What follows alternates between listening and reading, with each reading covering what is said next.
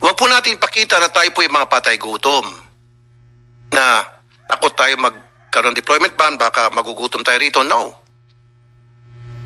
We have to give our OFWs dignity. Dignidad. Na sana magkaroon silang respeto sa atin. Kasi kung ganito po, nagdidili-dali tayo, takot tayo na pag nagkaroon deployment ban, baka magalit sila.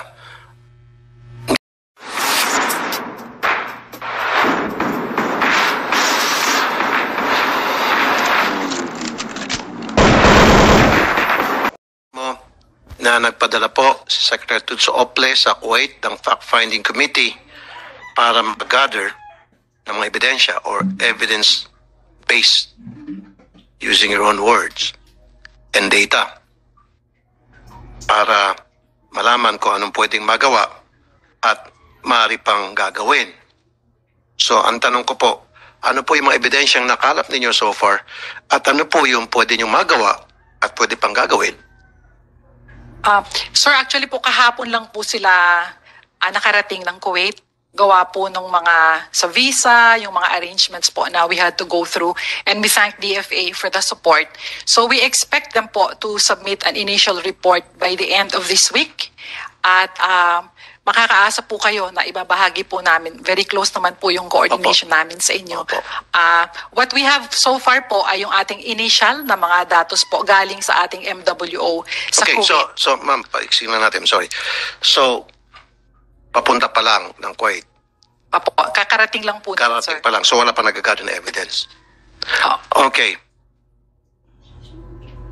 Ano pang klaseng ebidensya ang kailangan nyong ikalap samantalang nandiyan na nakita niyo naman yung bangkay ni Julie B. na dumating from the airport, nandoon kayo sa Secretary Ople, wala ata kayo doon. Andiyan naman po yung datos tungkol sa mga OFWs na namatay na previously, kaya nga nagkaroon tayo ng deployment ban, and then they lift, deployment ban, and then they lift. Ulit-ulit na lang na merong mga nabugbog, na abuso, na rape, nagpakamatay, lumundag sa building, etc., etc., etc. Ano pang ebidensya ang dapat natin ikala? What is it that you want to prove? Why are you still not convinced that there is a real problem with Kuwaiti employers? Even the Kuwaiti government. That's why I was asking for them for a public apology. I was asking from them to apologize to the Filipino people. Some will say, why would the Kuwaiti government apologize to the Filipino people? Ito po masasabi ko. Kung minsan lang po may nangyari sa isang OFWs natin na inabuso o pinatay, masakit man pero pikit mata, kagat labi, ika nga. Sige, palalampasin namin. Kung pangalawang beses, medyo magagalit na tayo. Pero kung 3, 4, 5, dosena na ang nasasaktan, nabubugbog, namumulesya, na-rape, etc., etc.,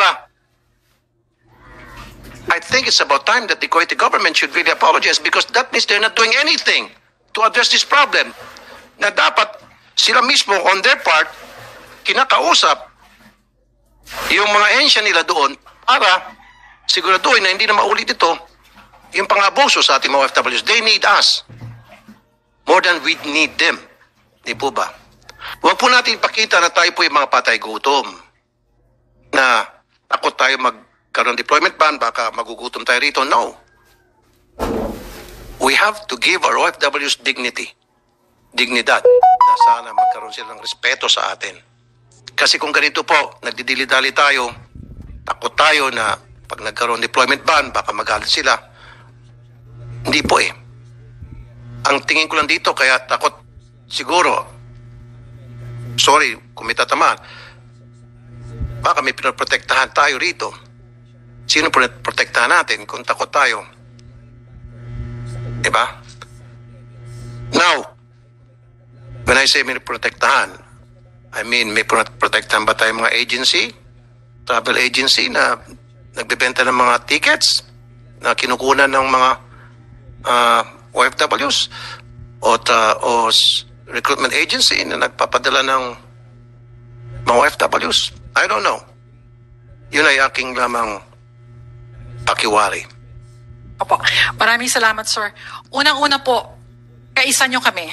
Kumbinsido po kami doon sa risk na hinaharap ng ating mga domestic No, ma'am. Ang workers. tanong ko lang ngayon, sorry. Okay.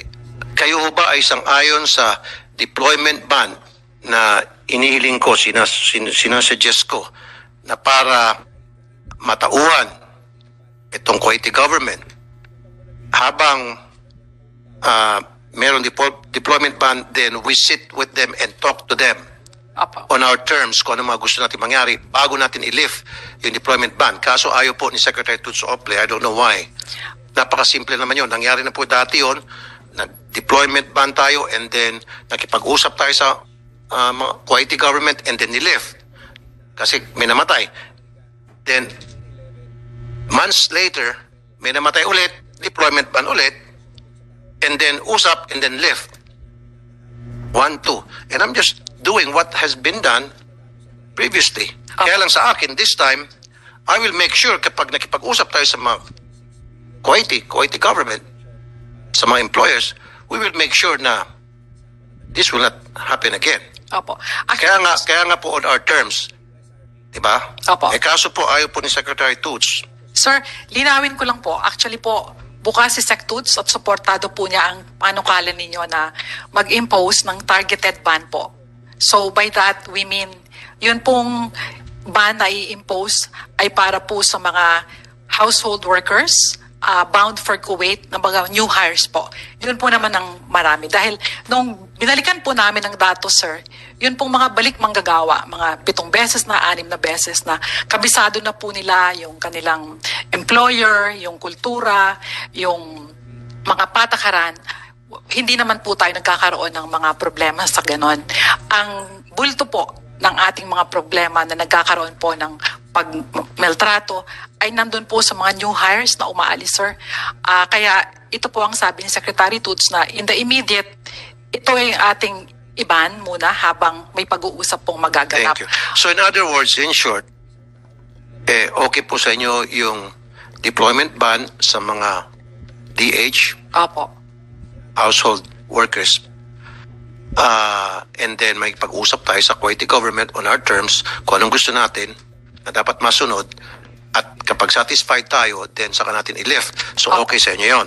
Opo, yung amin pong panukala, Sir Rafi, ay magkaroon po ng deferment nung pag-process nga ng mga new hires for Kuwait, particularly po for household workers, para po immediately ma-address po natin itong... So that is tantamount to a deployment ban, right? Opo. Okay, good. At ang gusto ko po, ulitin ko, I've said it many times already and I'll say it again. Before that, I'd like to acknowledge Senator Jinggoy Estrada's presence. And now, I can declare a quorum.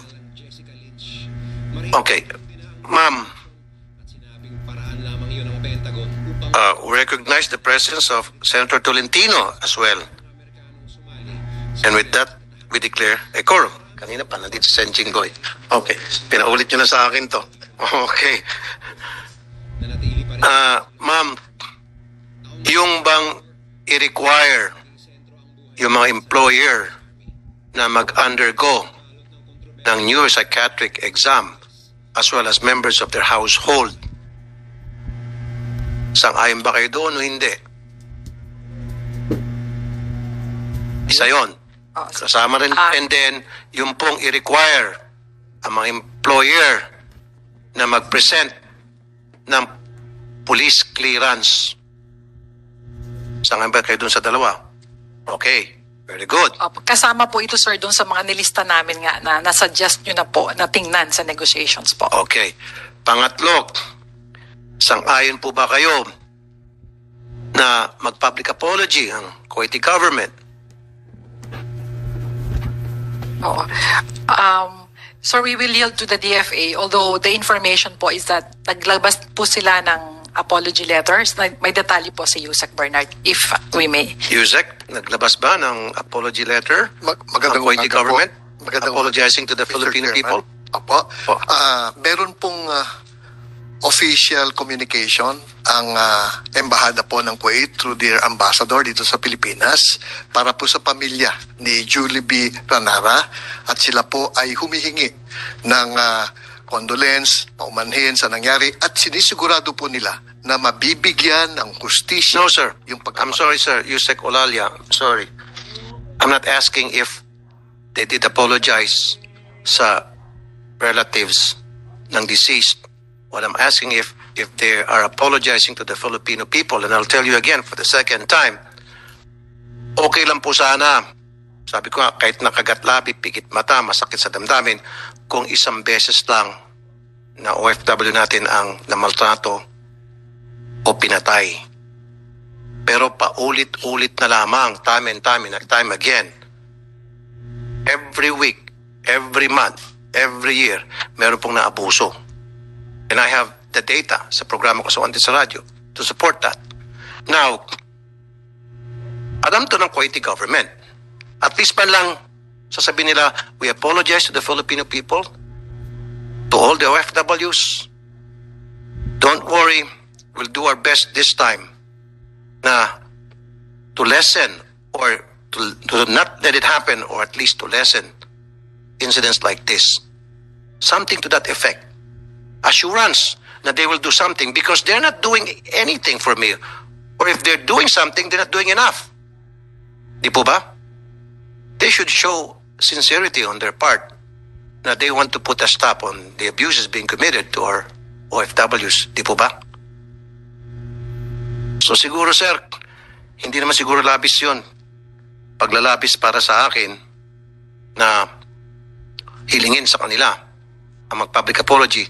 Anong impact nito sa mga OFWs? Malaki po. Yung bang moral nila pataas na yung gobyerno humingi ng patawad. Yung gobyerno ng Kuwait humingi ng patawad, at ngayon na unawaan yung aming kalagayan, at yung gobyerno ng Kuwait pala ay meron ang gagawin para matigil na ito.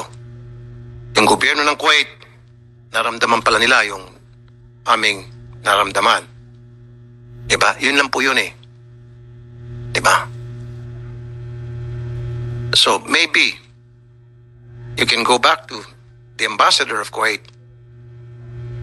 to issue an apology to the OFWs. Not only to the relative, but to the OFWs. Kasi sir, hindi lang yung pamilya ni Miss Ranara ang nasaktan dito.